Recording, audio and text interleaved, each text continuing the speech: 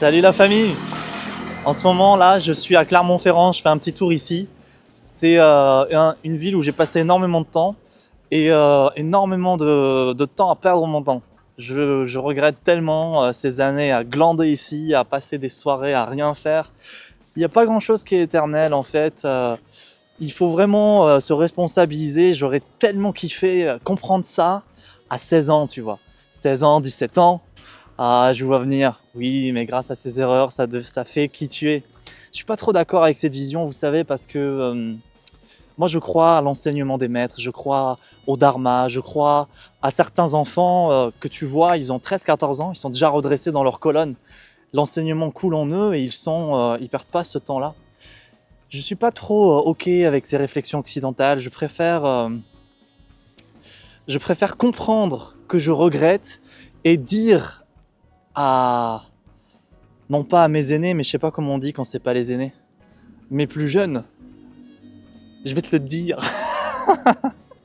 à mes plus jeunes, à nos plus jeunes, bah les gars, les enfants, les filles, perdez pas votre temps, hein, perdez pas votre temps. Nos parents nous l'ont dit, mais on les a pas écoutés pour la plupart. Et oui, nos parents on les écoute pas. Et bah moi, si je suis pas ton parent, que je peux te dire un truc, si aujourd'hui t'es plus jeune que moi, eh bien, je t'en prie, fais attention, ne fume pas, ne bois pas, ne prends rien, n'altère pas ta conscience et fais des choses qui vont t'apporter de la prospérité.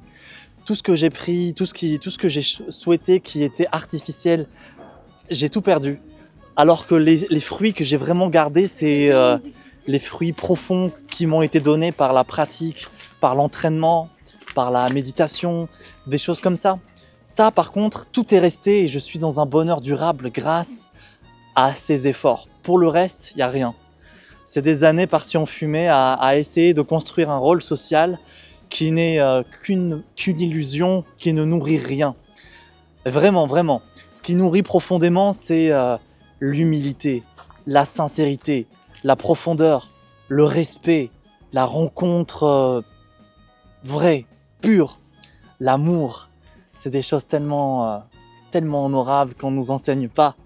Dès qu'on arrive au collège, dès qu'on arrive au lycée, c'est déjà la guerre. C'est déjà à qui est le plus beau, à qui est la plus belle, à comment s'associer, les dynamiques groupales.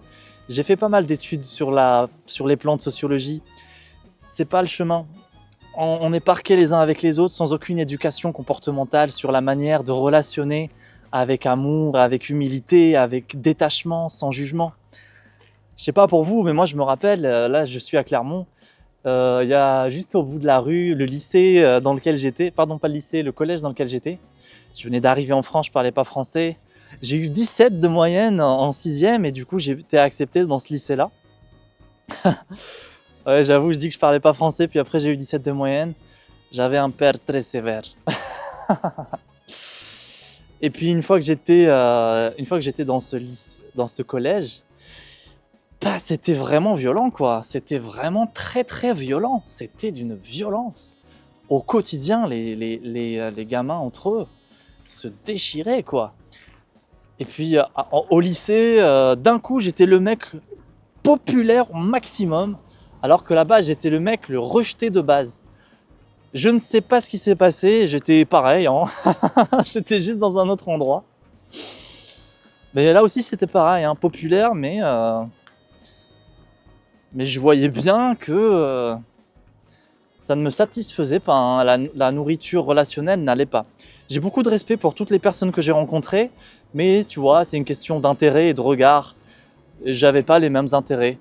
Je me rappelle une fois, j'étais en cours de technologie et on avait je sais plus comment on dit, une sorte de stage à faire sur 4 jours. Et puis j'avais accès à l'ordinateur et on devait faire l'exposé quoi. Et j'ai commencé à faire les recherches et en fait j'avais fini mon travail en 3/4 d'heure. Et du coup il me restait 3 heures de libre.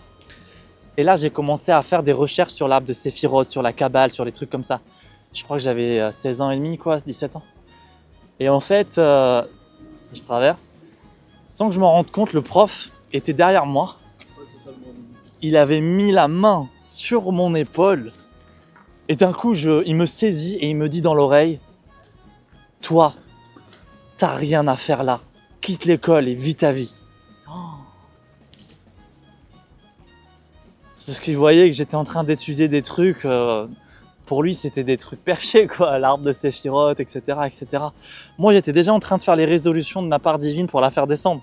J'étais déjà en train de me dire, bon alors, c'est quoi mes potentiels?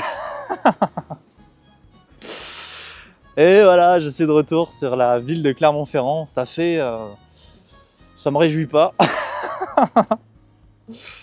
Je trouve que cette ville est assez terne, hein.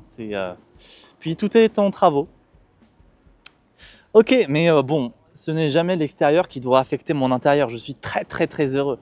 Là, j'ai travaillé ce matin, j'ai répondu à tous mes clients d'âme. Ça faisait beaucoup de monde. Enfin, tous mes clients d'âme.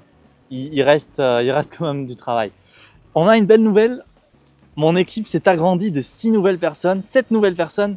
C'est la première fois qu'il y a autant de gens au service d'une cause commune, au service du Dharma. C'est vraiment un bonheur. Les soins collectifs reprennent. Pardon, les soins collectifs continuent. Il y a des résultats fantastiques, on est très heureux. Et les lives ont repris avec des nouveaux cas de séance incroyables.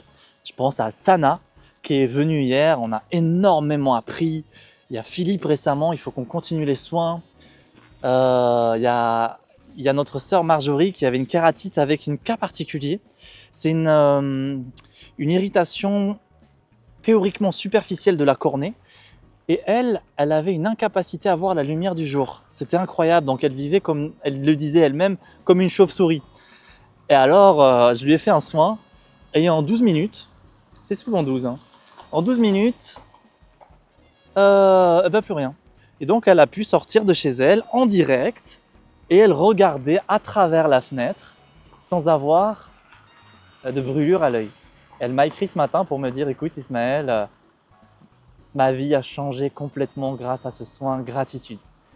Elle a promis un témoignage, donc on a tous hâte de l'entendre, on est très très heureux. En tout cas, j'aimerais profiter de cette occasion pour vous donner un nouveau message, c'est toujours le même, hein. C'est, quand on fait le bien, on reçoit le bien. Faites le bien, faites le bien, faites le bien. Vous êtes aimés, vous êtes désirés, vous êtes des enfants aimés de la source. Je vous envoie tout mon amour. Allez, là je vais faire un petit cadeau à mes parents. Je pense, je vais les régaler. Allez la famille, ciao.